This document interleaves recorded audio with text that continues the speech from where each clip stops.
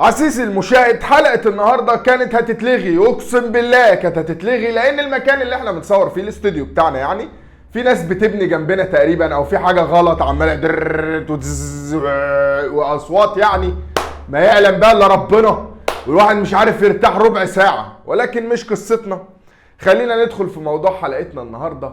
عايز اقول لحضرتك ان يعني اتمنى انك توطي صوت الموبايل شوية، يعني عشان من الحاجات اللي احنا هنشرحها الواحد هيتكلم في كلام ما ينفعش يتكلم فيه، الواحد هيشرح يعني حاجات والفاظ اتقالت ما ينفعش يقولها خالص، الواحد هيتكلم عن مواقف وعن حاجات اقسم بالله مش عارف انا ازاي هتكلم عن الحاجات دي. ولكن مش قصتنا عزيزي المشاهد، اهم حاجة انك تركز في كل حاجة بقولها، وهنحاول ما نتعداش الخطوط الحمراء ولا نقول الفاظ خارجه، ولا ما تقوليش بقى خارجه مع اصحابها والكلام البايغ دوت، عشان الافيهات دي انا شبعان منها بص لحد ما اتهريت.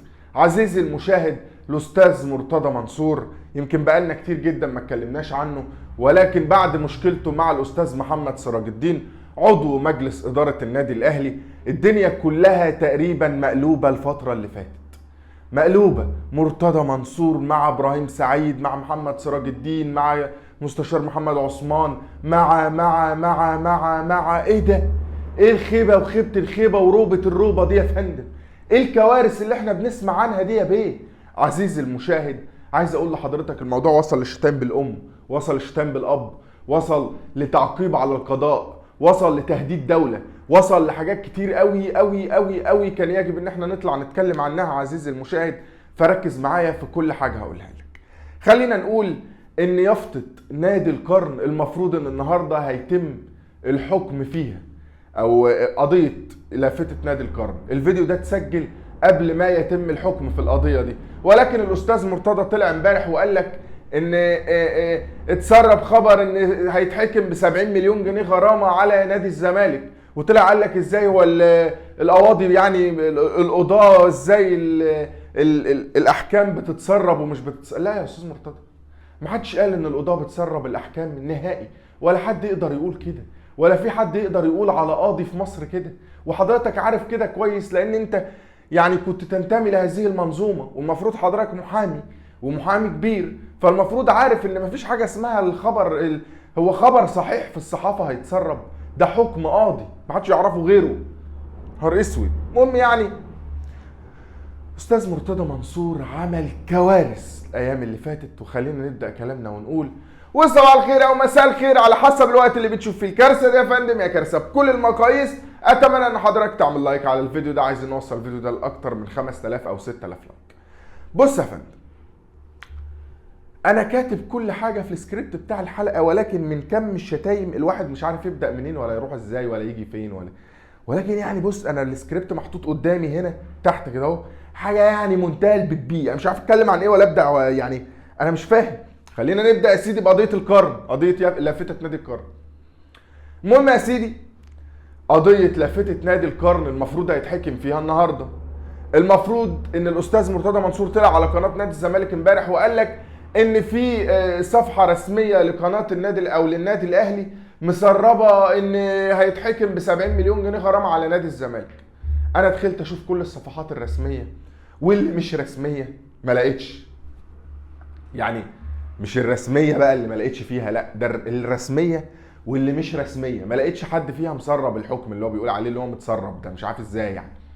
المهم يعني الاستاذ مرتضى منصور قال لك كده، انت مش عارف يعني كلام كده سياسي وقانوني، انا ما اعرفش فيه حاجه ولا افهم فيه حاجه فمش هعلق عليه. ولكن الاستاذ مرتضى منصور ما تعرفش هو هبت في دماغه يطلع يقول كده ليه، فدي مش قصتنا برضه.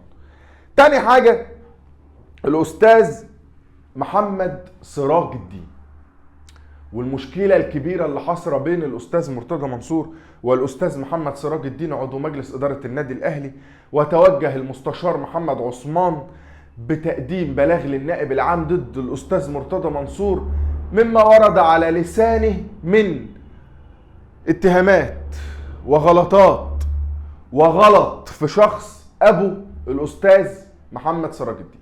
اللواء سراج الدين والد الاستاذ محمد سراج الدين. طيب المفروض ان والد الاستاذ محمد سراج الدين، الراجل ده يعني راجل حارب في 73 وحرب اكتوبر ويعني راجل قيمه وقامه، ويعني حاجه جامده جدا.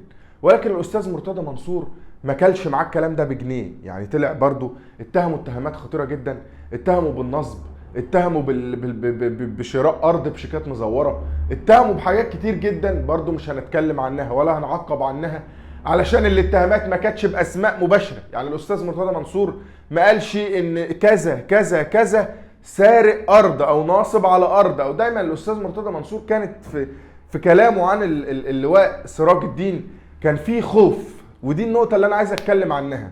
لماذا يخاف الاستاذ مرتضى منصور في الموضوع ده بالذات بقى؟ ليه خايف؟ الله اعلم.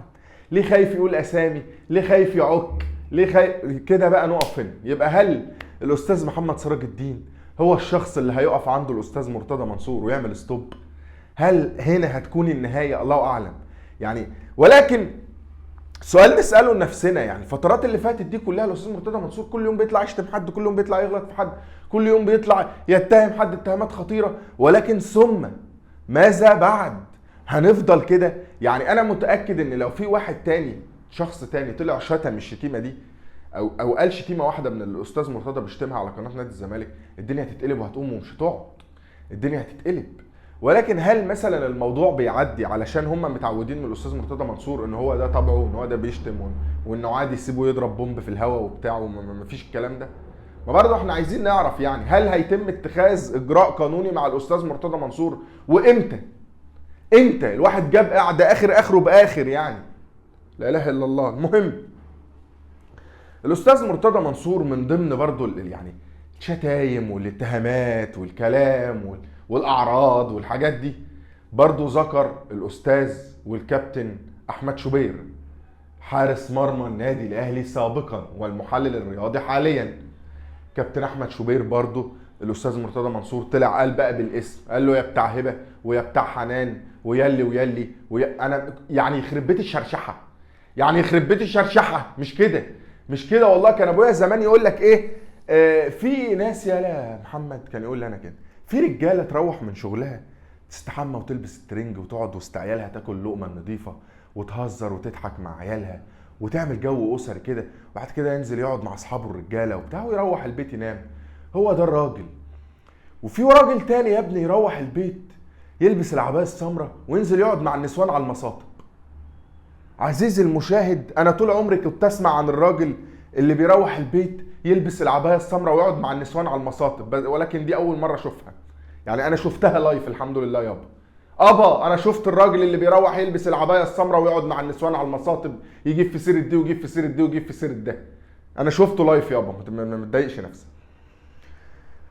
مهم، خلينا نتكلم لماذا بقى يحدث كل هذا، ولماذا يتم تمثيلنا احنا يعني مش احنا بقى، انا مش عايز اقول كده، ولكن مشجعين نادي الزمالك ذنبهم ايه ان ده يكون رئيس ناديهم؟ انا ما اعرفش. كامل الاحترام والتقدير لشخص الاستاذ مرتضى منصور، مفيش اي مشاكل شخصيه بتجمعنا بين الراجل ده وبيننا يعني، ولكن انا مش عارف بصراحه. نيجي البوينت مهمه كنت سايبها لاخر الفيديو، وهي طرد مصطفى يونس من قناه نادي الزمالك. سمعت انا خبر كده من يومين ثلاثه ان الاستاذ مصطفى يونس هيتم طرده من قناه نادي الزمالك ويمشي بقى يشوف روح كل عيش بره والكلام ده. فيعني اتمنى ان الموضوع ده يحصل، وده هيبقى القرار الوحيد تقريبا اللي خده الاستاذ مرتضى منصور صح. يعني لو قام بطرد الاستاذ مصطفى يونس من قناه نادي الزمالك هيبقى ده الحاجه الوحيده اللي الاستاذ مرتضى عملها صح. يعني تخيل اول قرار ياخده صح في المسيره الدنيويه. ولكن يا فندم، النادي الاهلي تقدم ببلاغ للنائب العام عن طريق محاميه الاستاذ محمد عثمان مما يبدر من الاستاذ مرتضى منصور من شتايم والفاظ وتطاولات على قناه نادي الزمالك. فالنادي الاهلي تقدم بهذا البلاغ للنائب العام عن طريق الاستاذ محمد عثمان محامي النادي الاهلي. طيب هنمدها بقى بلاغات. طيب امتى هيتم اتخاذ موقف صارم مع الاستاذ مرتضى منصور؟ انا مش فاهم. فيديو النهارده مش او ما اتكلمناش فيه عن كوره وعن اصابات وعن استدعاءات للمنتخب ورجوع من المنتخب، لان انا قررت عزيزي المشاهد ان القناة دي هتكون بتتناول اخبار الدوري المصري، وهيبقى في قناة تانية بتتداول تحليل مباريات وتحليلات كروية يعني، وتحليلات تكتيكية وكده، هتبقى بعيدة منفصلة عن القناة دي، علشان والله اللي بيحب وبيتابع الاخبار يتابعها، واللي مهتم بالتكتيك والتحليل الكروي برضه هيلاقي مكان فيه بنتكلم فيه عن التحليل والتكتيك الكروي بس. عزيزي المشاهد لحد هنا نكون وصلنا لنهاية الفيديو بتاع النهارده. لو لسه بتتفرج لحد دلوقتي يا ريت تعمل لايك، تكتب كومنت تقول لي رايك، تعمل اشتراك لو دي اول مرة بتتفرج عليها فيها. بس يا سيدي كان معاكم محمد الجرحي، تصبحوا على الف خير.